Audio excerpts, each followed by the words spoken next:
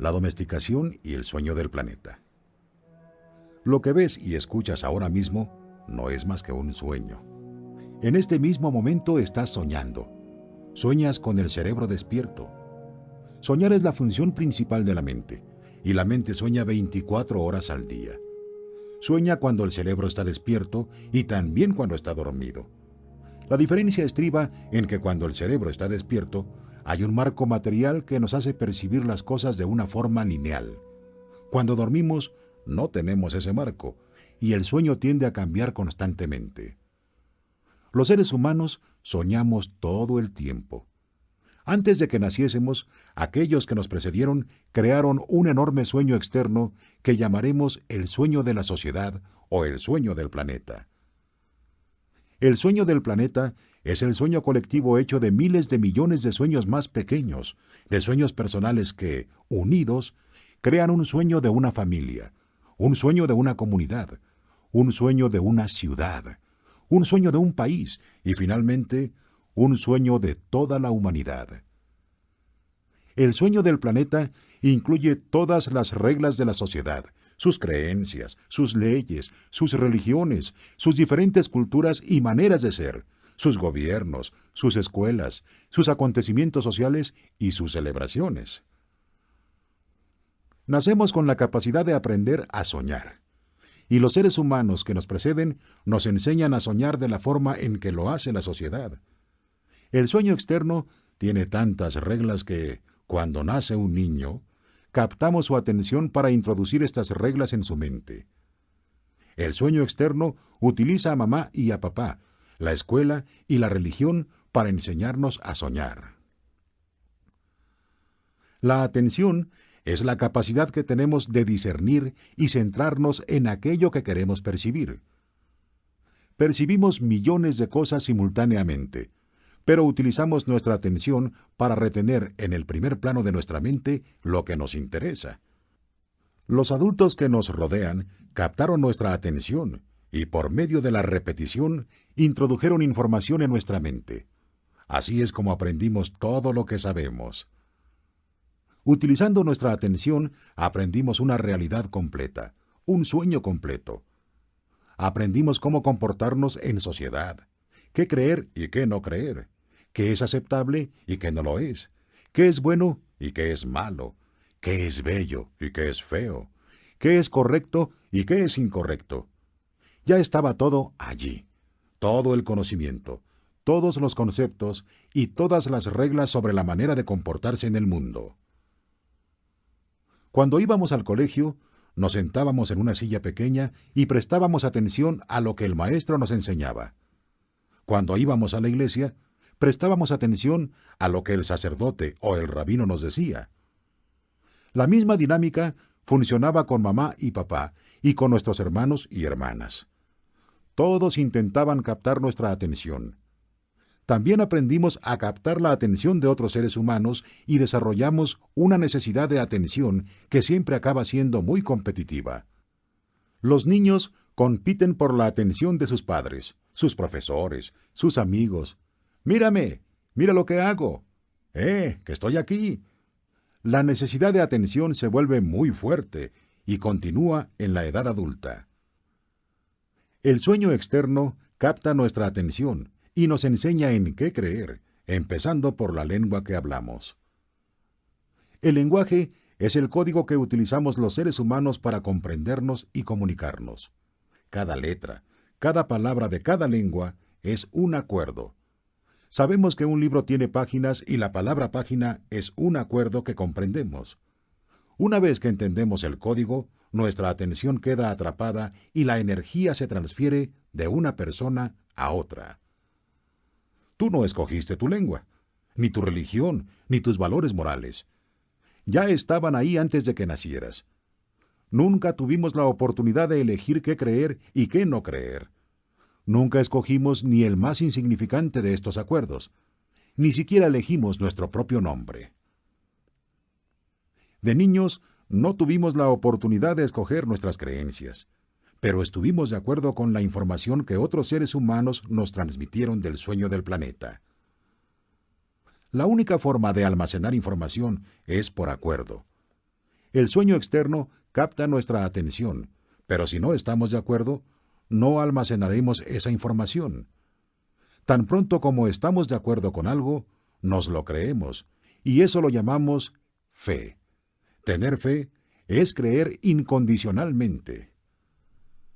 Así es como aprendimos cuando éramos niños. Los niños creen todo lo que dicen los adultos. Estábamos de acuerdo con ellos y nuestra fe era tan fuerte que el sistema de creencias que nos habían transmitido controlaba totalmente el sueño de nuestra vida. No escogimos estas creencias, y aunque quizá nos rebelamos contra ellas, no éramos lo bastante fuertes para que nuestra rebelión triunfase. El resultado es que nos rendimos a las creencias mediante nuestro acuerdo. Llamo a este proceso la domesticación de los seres humanos. A través de esta domesticación aprendemos a vivir y a soñar. En la domesticación humana, la información del sueño externo se transfiere al sueño interno y crea todo nuestro sistema de creencias. En primer lugar, al niño se le enseña el nombre de las cosas: mamá, papá, leche, botella. Día a día, en casa, en la escuela, en la iglesia y desde la televisión, nos dicen cómo hemos de vivir, qué tipo de comportamiento es aceptable. El sueño externo nos enseña cómo ser seres humanos. Tenemos todo un concepto de lo que es una mujer y de lo que es un hombre. Y también aprendemos a juzgar. Nos juzgamos a nosotros mismos, juzgamos a otras personas, juzgamos a nuestros vecinos. Domesticamos a los niños de la misma manera en que domesticamos a un perro, un gato o cualquier otro animal. Para enseñar a un perro, lo castigamos y lo recompensamos.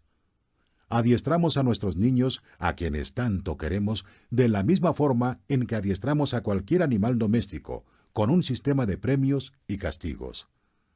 Nos decían: eres un niño bueno, o eres una niña buena, cuando hacíamos lo que mamá y papá querían que hiciéramos.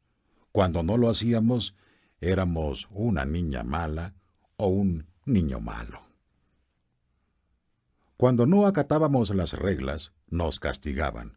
Cuando cumplíamos, nos premiaban. Nos castigaban y nos premiaban muchas veces al día. Pronto empezamos a tener miedo de ser castigados y también de no recibir la recompensa, es decir, la atención de nuestros padres o de otras personas como hermanos, profesores y amigos.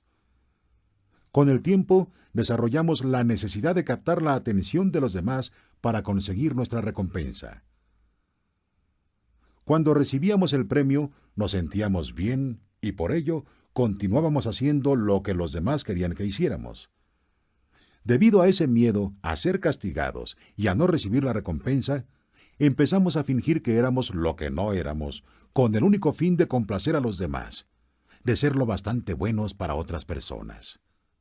Empezamos a actuar para intentar complacer a mamá y a papá, a los profesores y a la iglesia. Fingimos ser lo que no éramos porque nos daba miedo que nos rechazaran. El miedo a ser rechazados se convirtió en el miedo a no ser lo bastante buenos. Al final, acabamos siendo alguien que no éramos. Nos convertimos en una copia de las creencias de mamá, las creencias de papá, las creencias de la sociedad y las creencias de la religión. En el proceso de domesticación, perdimos todas nuestras tendencias naturales. Y cuando fuimos lo bastante mayores para que nuestra mente lo comprendiera, aprendimos a decir que no. El adulto decía: no hagas esto y no hagas lo otro. Nosotros nos rebelábamos y respondíamos: no. Queríamos ser nosotros mismos, pero éramos muy pequeños y los adultos eran grandes y fuertes.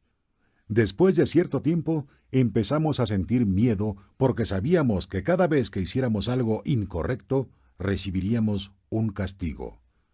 La domesticación es tan poderosa que en un determinado momento de nuestra vida ya no necesitamos que nadie nos domestique. No necesitamos que mamá o papá, la escuela o la iglesia nos domestiquen. Estamos tan bien entrenados que somos nuestro propio domador. Somos un animal autodomesticado. Ahora nos domesticamos a nosotros mismos según el sistema de creencias que nos transmitieron y utilizando el mismo sistema de castigo y recompensa. Nos castigamos a nosotros mismos cuando no seguimos las reglas de nuestro sistema de creencias. Nos premiamos cuando somos un niño bueno o una niña buena. Nuestro sistema de creencias es como el libro de la ley que gobierna nuestra mente. No es cuestionable. Cualquier cosa que esté en ese libro de la ley es nuestra verdad. Basamos todos nuestros juicios en él, aun cuando vayan en contra de nuestra propia naturaleza interior. Durante el proceso de domesticación, se programaron en nuestra mente incluso leyes morales como los 10 mandamientos. Uno a uno, todos esos acuerdos forman el libro de la ley y dirigen nuestro sueño. Hay algo en nuestra mente que lo juzga todo y a todos, incluso el clima, el perro, el gato, todo. El juez interior utiliza lo que está en nuestro libro de la ley para juzgar todo lo que hacemos y dejamos de hacer, todo lo que pensamos y no pensamos, todo lo que sentimos y no sentimos. Cada vez que hacemos algo que va contra el libro de la ley, el juez dice que somos culpables, que necesitamos un castigo, que debemos sentirnos avergonzados. Esto ocurre muchas veces al día, día tras día, durante todos los años de nuestra vida. Hay otra parte en nosotros que recibe los juicios, y esa parte la llamamos la víctima. La víctima carga con la culpa, el reproche y la vergüenza. Es esa parte nuestra que dice, pobre de mí. El gran juez lo reconoce y dice, sí, no vales lo suficiente. Y todo esto se fundamenta en un sistema de creencias en el que jamás escogimos creer. Y el sistema es tan fuerte que incluso años después de haber entrado en contacto con nuevos conceptos y de intentar tomar nuestras propias decisiones, nos damos cuenta de que esas creencias todavía controlan nuestra vida. Cualquier cosa que vaya contra el libro de la ley hará que sintamos una extraña sensación en el plexo solar. Una sensación que se llama miedo. Incumplir las reglas del libro de la ley abre nuestras heridas emocionales y reaccionamos creando veneno emocional. Dado que todo lo que está en el libro de la ley tiene que ser verdad, cualquier cosa que ponga en tela de juicio lo que creemos nos hace sentir inseguros. Aunque el libro de la ley esté equivocado, hace que nos sintamos inseguros. Por este motivo, necesitamos una gran valentía para desafiar nuestras propias creencias. Porque, aunque sepamos que no las escogimos, también es cierto que las aceptamos. El acuerdo es tan fuerte que incluso cuando sabemos que el concepto es erróneo, sentimos la culpa, el reproche y la vergüenza que aparecen cuando actuamos en contra de esas reglas. De la misma forma que el gobierno tiene un código de leyes que dirige el sueño de la sociedad, nuestro sistema de creencias es el libro de la ley que gobierna nuestro sueño personal. Todas estas leyes existen en nuestra mente, creemos en ellas, y nuestro juez interior lo basa todo en ellas. El juez decreta y la víctima sufre la culpa y el castigo. Pero, ¿quién dice que este sueño sea justo? La verdadera justicia consiste en pagar solo una vez por cada error. Lo que es verdaderamente injusto es pagar varias veces por el mismo error. ¿Cuántas veces pagamos por un mismo error? La respuesta es miles de veces. El ser humano es el único animal sobre la tierra que paga miles de veces por el mismo error. Los demás animales pagan solo una vez por cada error, pero nosotros no. Tenemos una gran memoria. Cometemos una equivocación, nos juzgamos a nosotros mismos, nos declaramos culpables y nos castigamos. Si fuese una cuestión de justicia, con eso bastaría. No necesitamos repetirlo. Pero cada vez que lo recordamos, nos juzgamos de nuevo, volvemos a considerarnos culpables y nos volvemos a castigar una y otra vez y otra más. Si estamos casados, también nuestra mujer o nuestro marido nos recuerda el error, y así volvemos a juzgarnos de nuevo. Nos castigamos otra vez y nos volvemos a sentir culpables. ¿Acaso es esto justo? ¿Cuántas veces hacemos que nuestra pareja, nuestros hijos o nuestros padres paguen por el mismo error? Cada vez que recordamos el error, los culpamos de nuevo y les enviamos todo el veneno emocional que sentimos frente a la injusticia. Hacemos que vuelvan a pagar por ello. ¿Eso es justicia? El juez de la mente está equivocado, porque el sistema de creencias, el libro de la ley, es erróneo. Todo el sueño se fundamenta en una ley falsa. El 95% de las creencias que hemos almacenado en nuestra mente no son más que mentiras, y si sufrimos es porque creemos en todas ellas. En el sueño del planeta, a los seres humanos les resulta normal sufrir, vivir con miedo y crear dramas emocionales. El sueño externo no es un sueño placentero, es un sueño lleno de violencia, de miedo, de guerra, de injusticia. El sueño personal de los seres humanos varía, pero en conjunto es una pesadilla. Si observamos la sociedad humana, comprobamos que es un lugar en el que resulta muy difícil vivir, porque está gobernado por el miedo. En el mundo entero vemos sufrimiento, cólera, venganza, adicciones, violencia en las calles y una tremenda injusticia. Esto existe en diferentes niveles en los distintos países del mundo, pero el miedo controla el sueño externo. Si comparamos el sueño de la sociedad humana con la descripción del infierno que las distintas religiones de todo el mundo han divulgado, descubrimos que son exactamente iguales. Las religiones dicen que el infierno es un lugar de castigo, de miedo, de dolor y de sufrimiento. Un lugar donde el fuego te quema. Cada vez que sentimos emociones como la cólera, los celos, la envidia o el odio, experimentamos un fuego que arde en nuestro interior. Vivimos en el sueño del infierno. Si consideramos que el infierno es un estado de ánimo, entonces nos rodea por todas partes. Tal vez otras personas nos adviertan que si no hacemos lo que ellas dicen que deberíamos hacer, iremos al infierno. Pero ya estamos en el infierno. Incluso la gente que nos dice eso también lo está. Es cierto que los demás pueden llevarnos a un infierno todavía más profundo, pero únicamente si nosotros se lo permitimos. Cada ser humano, hombre o mujer, tiene su sueño personal, que al igual que ocurre con el sueño de la sociedad, a menudo está dirigido por el miedo. Aprendemos a soñar el infierno en nuestra propia vida, en nuestro sueño personal. El mismo miedo se manifiesta de distintas maneras en cada persona, por supuesto, pero todos sentimos cólera, celos, odio, envidia y otras emociones negativas. Nuestro sueño personal también puede convertirse en una pesadilla permanente en la que sufrimos y vivimos en un estado de miedo constante. Sin embargo, no es necesario que nuestro sueño sea una pesadilla. Podemos disfrutar de un sueño agradable. Toda la humanidad busca la verdad, la justicia y la belleza. Estamos inmersos en una búsqueda eterna de la verdad porque solo creemos en las mentiras que hemos almacenado en nuestra mente. Buscamos la justicia porque ésta no existe en el sistema de creencias que tenemos.